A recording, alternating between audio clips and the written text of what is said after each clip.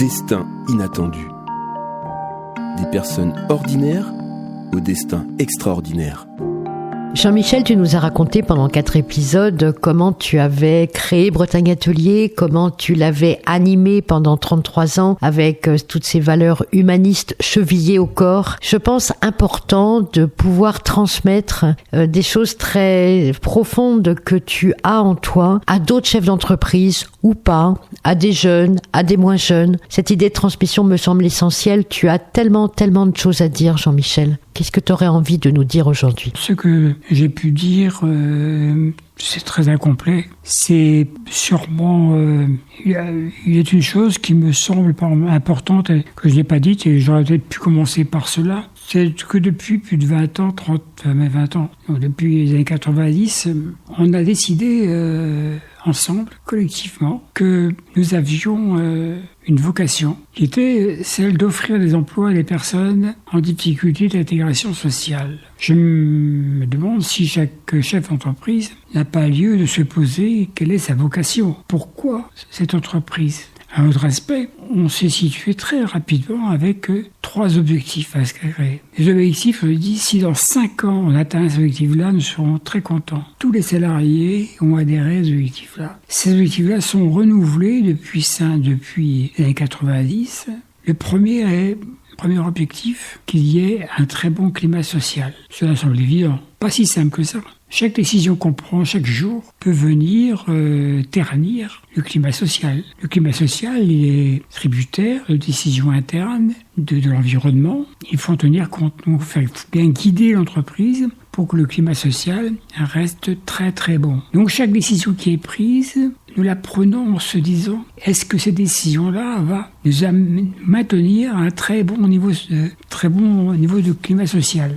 Si la réponse est oui, on y va. Sinon, on réfléchit, on discute avec les salariés. Le dialogue, dialoguer avec les salariés. Le dialogue, c'est l'élément essentiel, important. Deuxième objectif, nous souhaitons, nous désirons, ou nous voulons qu'il y ait une autonomie financière. Oui, c'est-à-dire que chaque jour, on va voir si nos décisions vont nous maintenir nos capacités à décider nous-mêmes, ou si nous serons à la charge d'un tiers qui pourra décider à notre place, un banquier ou autre chose. Donc on va donc tout faire pour que l'autonomie financière soit mesurée. Elle l'est encore. Et le troisième point, objectif, est nous allons tout faire pour que l'objectif soit atteint. Il s'agit d'avoir une très bonne image externe. C'est-à-dire que notre désir, c'est que lorsque l'on parle de Bretagne Atelier, on en parle positivement à l'extérieur.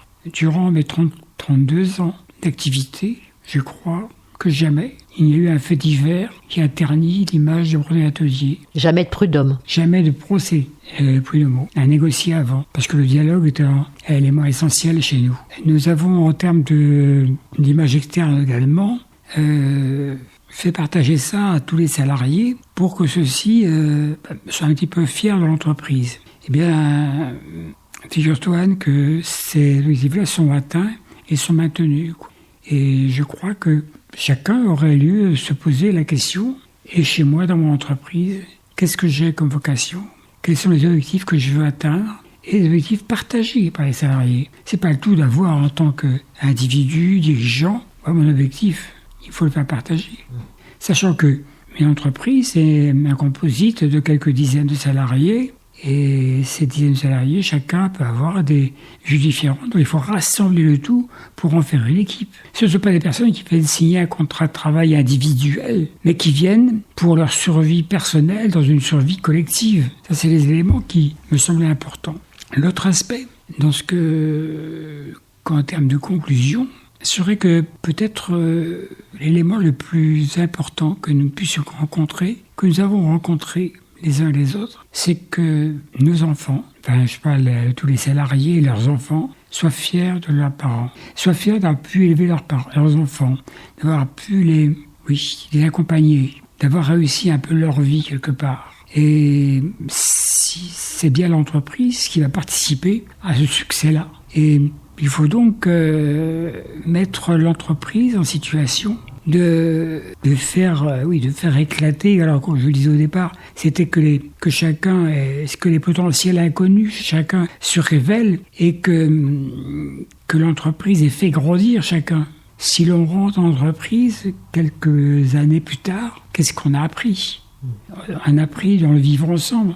Dans tous les critères de Cristal, dans la compréhension de la rigueur collective, dans la compréhension, tous ces éléments-là sont des apprentissages de la vie qui peuvent porter encore plus loin l'entreprise.